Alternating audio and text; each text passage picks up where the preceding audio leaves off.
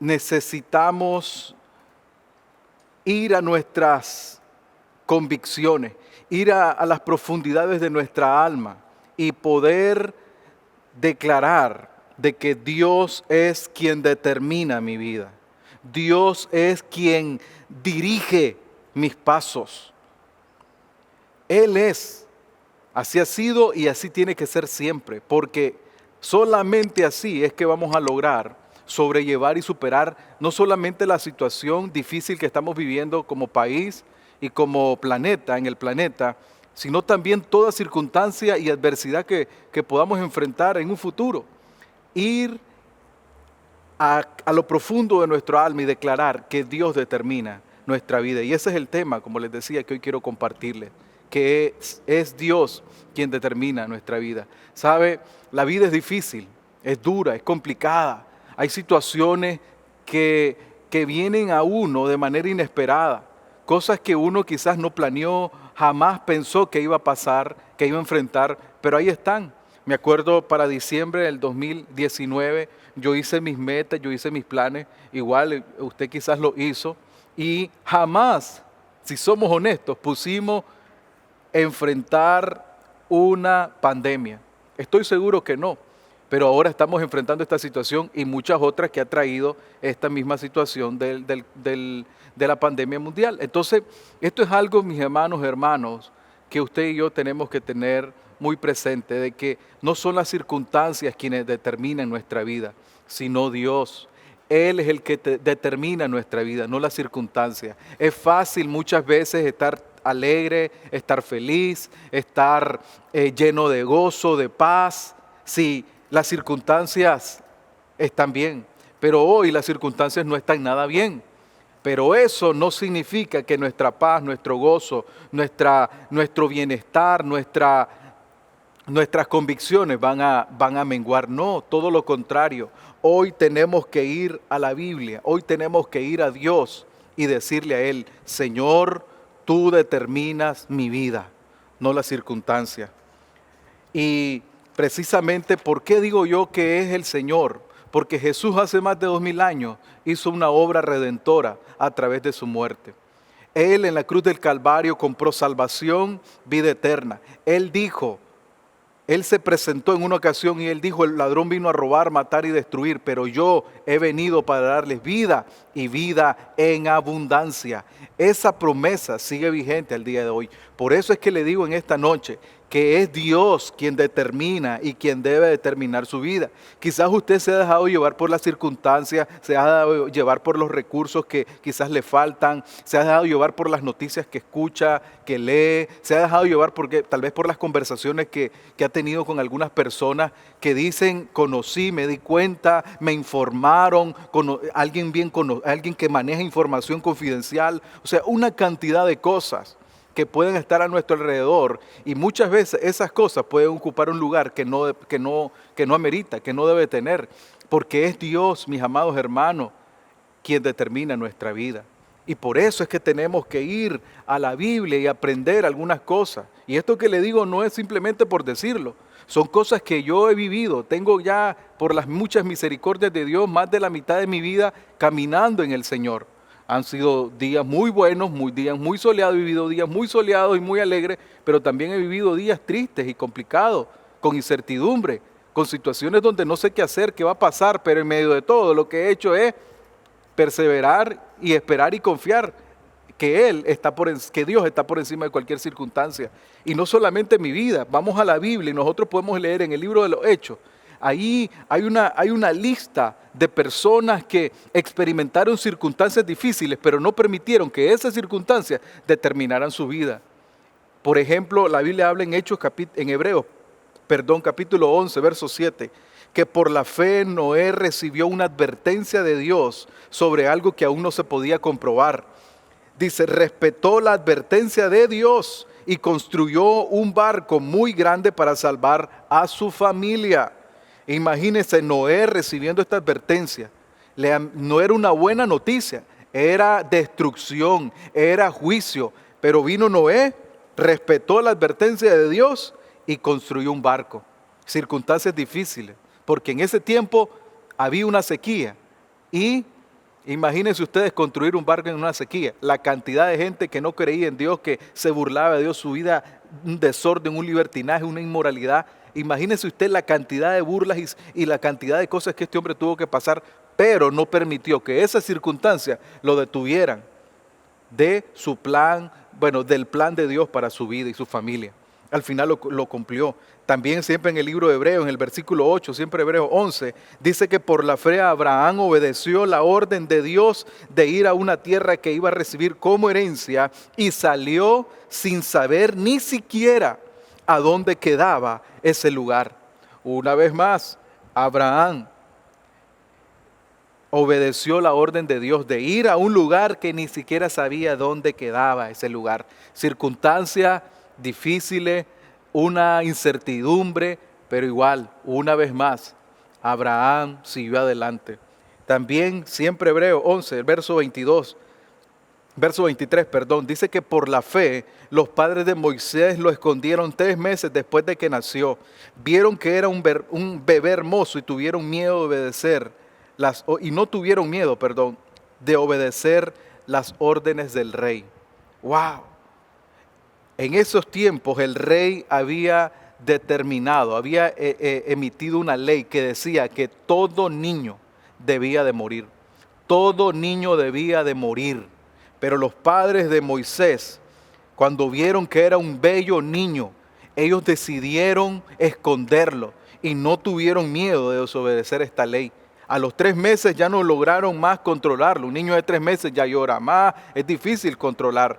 Ya es más grandecito y ellos decidieron tomar una decisión y lo llevaron a un río. Ahí lo dejaron y al final, pues la hija del rey, del faraón, vino y lo adoptó. Pero lo que les quiero decir, sí, mis amados hermanos, tanto Noé, Abraham y Moisés enfrentaron circunstancias muy difíciles, pero no permitieron que esas circunstancias los controlaran y determinaran lo que debían de hacer, sino todo lo contrario. Ellos tenían muy presente en quién habían puesto su fe. Y por eso, mis amados hermanos, yo quiero hablarle en esta noche. Hablarle, pero más que hablarle, yo quiero animarle en el nombre del Señor. Yo también tengo que enfrentar esta situación. Estamos en Masaya y hay sus noticias en esta ciudad. Pero en medio de toda noticia, voy a la Biblia. Y quizás usted puede decir, pero es que usted es pastor. No, mis amados hermanos. Al final yo soy pastor, pero también soy padre, soy esposo. También soy un ciudadano de este país. Al final soy un humano más, un mortal que ha decidido poner su confianza y su esperanza en Dios. Y por eso es que le hablo en esta noche, porque sé que el Señor quiere que usted vuelva su corazón totalmente a Él, que usted pueda poner totalmente su esperanza en Él y no en las circunstancias. También en la Biblia habla de David, un hombre que experimentó gran oposición desde muy temprana edad de parte de diferentes personas, aun cuando no era rey. También Pablo cuando predicó la palabra y también Pedro, uno de los discípulos de nuestro Señor Jesucristo. Pero ¿sabe algo? Cuando pienso en Noé, cuando pienso en Moisés, cuando pienso en Abraham, cuando pienso en David, Pablo, pienso en Pedro, puedo ver un común denominador. Todos ellos se mantuvo firme a pesar de las circunstancias. Y la lista puedo aumentarla, porque hay más en la Biblia. Pero cada uno de ellos que les mencioné tenían eso en particular. Cada uno de ellos se mantuvieron firmes a pesar de las circunstancias adversas que vivieron. Entonces la pregunta es, ¿cómo lo lograron? ¿Por qué ellos pudieron y por qué nosotros quizás hoy estamos luchando y estamos queriendo abandonar nuestra fe? ¿Qué es lo que ellos tenían? ¿Qué es lo que ellos vieron? ¿Qué es lo que ellos, qué tipo de encuentro tuvieron? O sea, ¿qué materia estaban hechos? Y sabes, eran humanos. Simplemente ellos tenían presente algunas cosas que usted y yo también tenemos que tener muy presentes para que las circunstancias no nos venzan, sino todo lo contrario, sea Dios siempre el que determine nuestra vida. Y lo primero que quiero mencionarle, mi amado hermano, es que estos hombres sabían que su vida dependía de Dios. Eso es lo primero que usted debe de traer a su vida. Igual yo lo traigo a mi vida. Yo sé que mi vida depende de Dios. Yo sé que mi vida depende de Él y no de las circunstancias, no del entorno, no de los recursos. Y quizás usted dice, pero pastor, quizás para usted es fácil decirlo, pero no, mi amado hermano.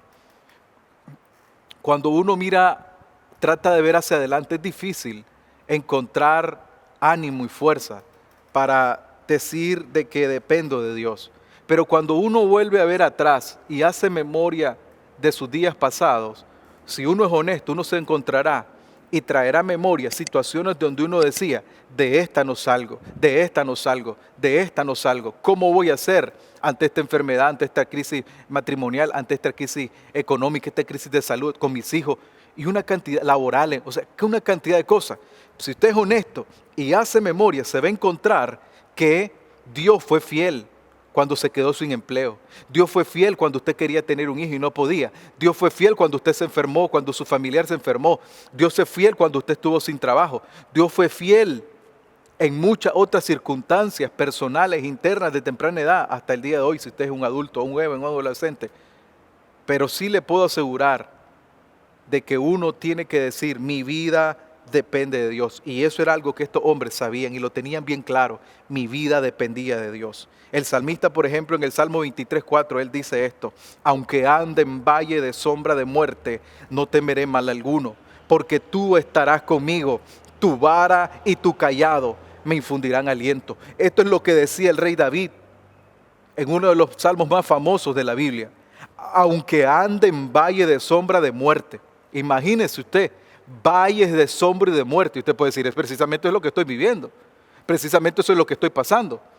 ¿Y sabe qué? Puede ser cierto. Entonces, aquí el salmista decía, aunque ande en valle de sombra de muerte, no temeré mal alguno. Y aquí está la clave, porque tú estarás conmigo. Allí está la clave, tú estarás conmigo. Si Él está conmigo, yo puedo vivir y pasar cualquier valle de sombra o de muerte, cualquier situación, cualquier crisis, cualquier tipo de cosa. Y no quiero que se escuche como, como no es su problema, como no es su crisis. No, yo no quiero caer en la simpleza, no quiero caer en algo así liviano y superficial. No, yo también, como les digo, he vivido mis cosas difíciles en mi salud, con mis hijos. He vivido cosas laborales. Imagínense usted, en una ocasión teníamos como 1 mes y medio de casados, mi esposo y yo, y me quedo sin trabajo. Ella había renunciado a su trabajo porque le dije, bueno, renuncié, había unas situaciones difíciles en su trabajo con los jefes, con los gerentes. Entonces le dije, mejor tranquila, renuncié y vemos qué pasa después. Y con mi salario enfrentamos todo esto. ¿Y qué pasó? Al mes y medio me quedo sin trabajo y recién casado. Difícil. Pero ¿sabe qué? Una vez más, ¿qué es lo que hice? Bueno, Señor, así como me ayudaste anteriormente, así me vas a ayudar hoy. No porque me lo merezca, sino por tu inmensa gracia y favor. Y a los 15 días Dios me regaló un trabajo. Usted dirá, pero eso eran otros tiempos, eran otras circunstancias. Puede ser, pero el principio es el mismo. Cuando uno depende de Dios, uno confía en Él, uno sabe que su vida está en las manos de Dios, entonces uno puede enfrentar esta y cualquier situación. Cualquier situación. Igual manera, con esta situación con nuestros hijos. Yo me acuerdo muy bien, en una ocasión cuando a mi esposa le diagnosticaron, se fue a hacer unos estudios donde su ginecóloga, y después la citan, a los 2 días la citan para los resultados, y le dicen, bueno, aquí están los resultados. Usted es estéril. Usted tiene un problema, y ya le mencionaron el problema, y usted no puede tener hijos. Usted no puede. O escuche esto, era una excelente profesional, una experta en su área de la ginecología, pero le dice, no puede, no hay manera, no existe manera. Yo le aconsejo esto, y esto fue algo que le rompió el corazón a mi esposa más que la noticia. Yo le aconsejo algo: busque y mejor adopte un cachorro, búsquese un perrito y adóptelo, y que él sea su niño. Cuando a mí mi esposa me dice eso, me dolió la noticia de la esterilidad y verla a ella sufrir, y obviamente complicado. Y aparte la grosería que le dijo esta ginecóloga. Pero está bien, una vez más, sí. Señor, mi vida no depende de la medicina, no depende de las circunstancias, mi vida depende de ti. Hoy, para la gloria del Señor, tenemos 4 hijos. Ahorita en mayo, el 15 de mayo cumple 9 años mi primer hijo. Nuestro segundo hijo, el 20 de mayo, cumple 6 años. Entonces, mis amados hermanos, le abro mi corazón porque no quiero que usted sienta o piense de que uno está hablando aquí cosas livianas, cosas que salen de la boca para afuera. No, mis amados hermanos. Igual como el rey David decía, aunque ande en valle de sombra de muerte, no temeré mal alguno, porque tú estarás conmigo. De igual manera, así lo diga usted, tú estarás conmigo, Señor, y tú harás la diferencia. También en el caso del apóstol Pablo, en una situación, el apóstol Pablo vivieron muchas situaciones difíciles, pero una de ellas, cuando era trasladado hacia Roma para ser enjuiciado injustamente por predicar el evangelio, el capitán del barco decidió navegar en medio de una tormenta. Bueno, no estaba la tormenta en ese momento, pero todo indicaba que iba a llover, que iba a haber una tormenta. Y el hombre dijo, no creo, bien llegamos al otro puerto y ahí vamos a quedar y descansar y hasta el siguiente día. Pero al final, en pleno viaje, vino esta tormenta que casi hunde al barco. Pero es interesante que en medio de esa situación del barco que casi se hunde, un ángel se le apareció al apóstol Pablo. Y mire lo que pasó en Hechos capítulo 27, versos 22 y 24. Pero ahora les digo que no se preocupen, ninguno de ustedes perderá la vida, solamente se perderá el barco. Dios, a quien pertenezco y sirvo, envió a un ángel que me dijo, Pablo, no tengas miedo, vas a presentarte ante el emperador. Wow, el ángel se le aparece a Pablo en plena tormenta, en plena crisis, ahí en pleno mar, y le dice Pablo a esta gente, no se preocupen, ninguno de ustedes perderá la vida. Y esta es la parte sí que me gusta.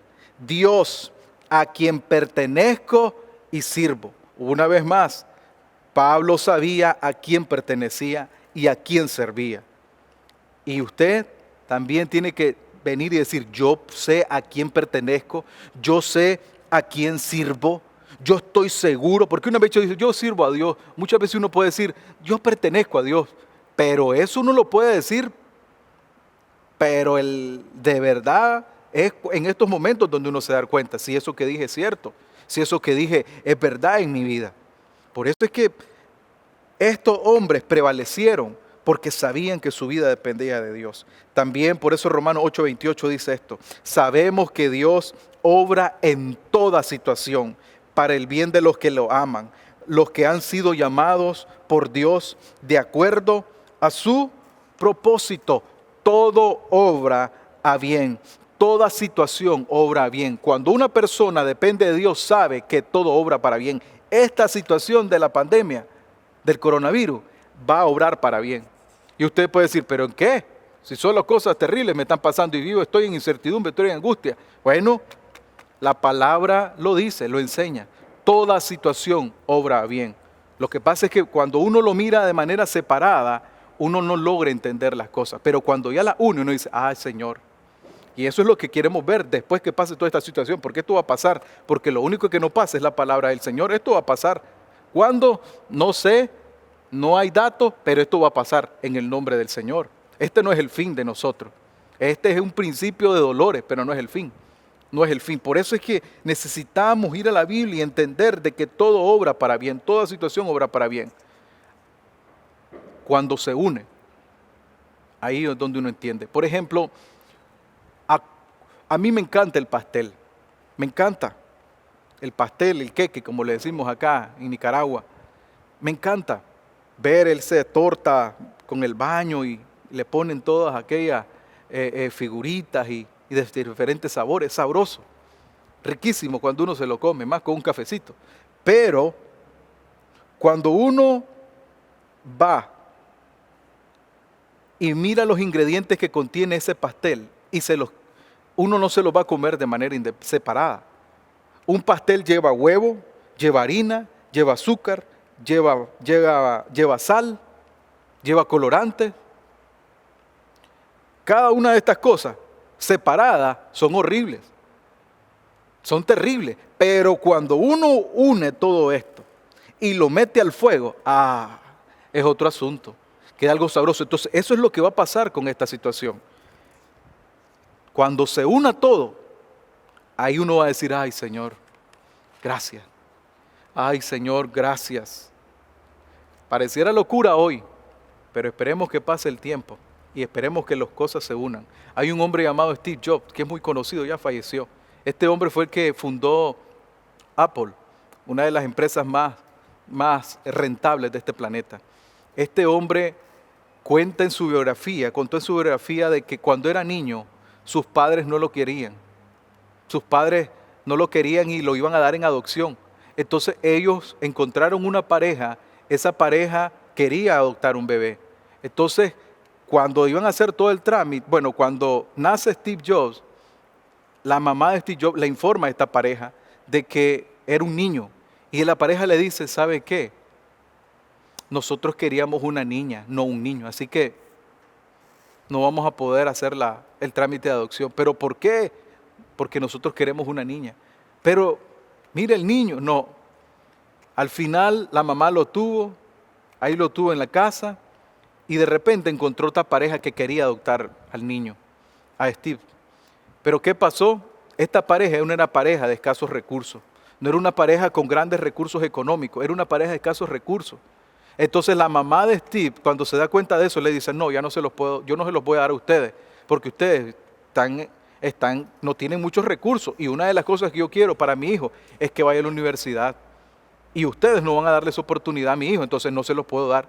Al final la pareja le dijo, le aseguro que vamos a hacer todo lo que esté a nuestro alcance para que su hijo, o sea, después nuestro hijo, vaya a la universidad. Entonces la mamá de Steve le dijo, está bien, pues, hicieron el trámite y lo adoptaron. Al final Steve Jobs creció, fue a la universidad, le fue mal en la universidad, desertó y estando así fue y fundó una empresa y al final pues convirtió a Apple en toda una empresa muy rentable. Pero al final, después de un tiempo, la empresa la pierde, entonces él se queda sin su empresa, imagínese usted. Y estando sin empresa, él viene y compra una empresa que se llamaba Next y comienza a trabajar, y otra que se llama Pixar, y se volvieron grandes empresas y al final logró recuperar, sí, Apple. Lo que les quiero decir sí es esto. Una vez le preguntaron a él y le dijeron, ¿cómo es posible que usted pudo y cómo logró usted sostenerse en medio de todas situaciones terribles? Y entonces él dice, ¿saben qué? Yo veo mi vida, cada acontecimiento de mi vida como un punto. Y lo que hago es confiar de que un día cada uno de esos puntos se van a unir. Y cuando se unan, van a llevarme a algo bueno. Imagínense usted, ese hombre ni creyente era y tenía ese tipo de fe. Prácticamente lo que él estaba diciendo, recitando era Romanos 8:28, que dice que sabemos que a los que aman a Dios todas las cosas ayudan bien. Entonces, mis amados hermanos, Dios determina nuestra vida. Él es, y por eso es que necesitamos depender de Él. Lo segundo es que nos ayudará a poder sobrellevar esta situación, es que tenemos que considerar a estos héroes de la fe. Hebreos 12:1 dice, fijémonos entonces que nos rodean muchísimas personas que demostraron su fe, corramos sin fallar la carrera que tenemos por delante.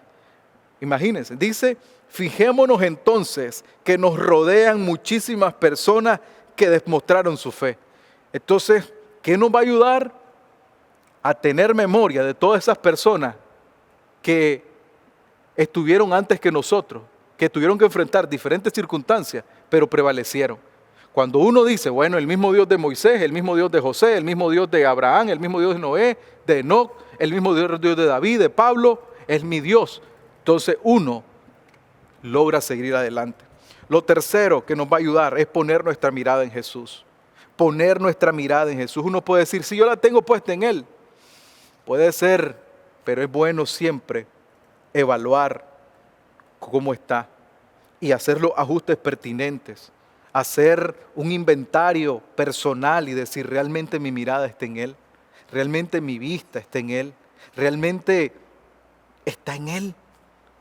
Y conteste usted. Y la idea de esto no es avergonzarle, no es venir y atacarle, no, sino es venir y ser sincero con uno.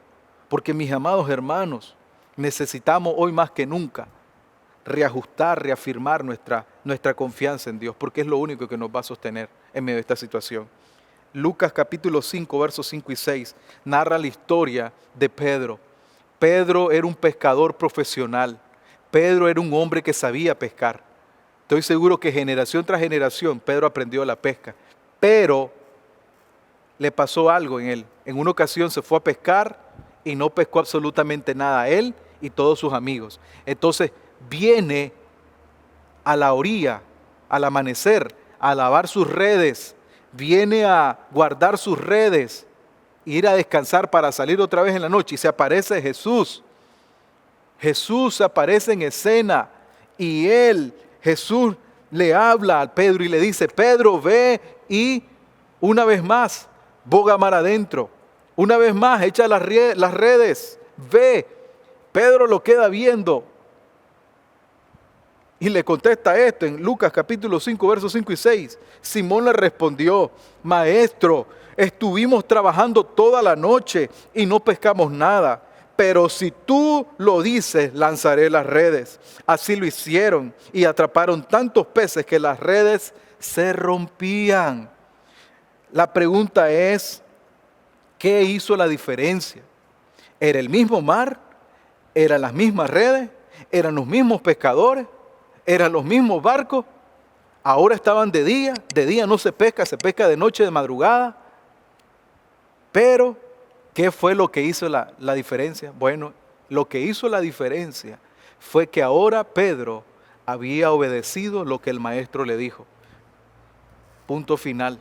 Eso fue lo que hizo la diferencia entre una barca vacía, 3 barcas vacías, a 3 barcas llenas. Su fe, su esperanza, su obediencia en Dios, en medio de todo lo lógico, en medio de todo lo razonable. Por eso es que como cristianos andamos por fe y no por vista. Por fe y no por vista. Hebreos 12:2 dice esto.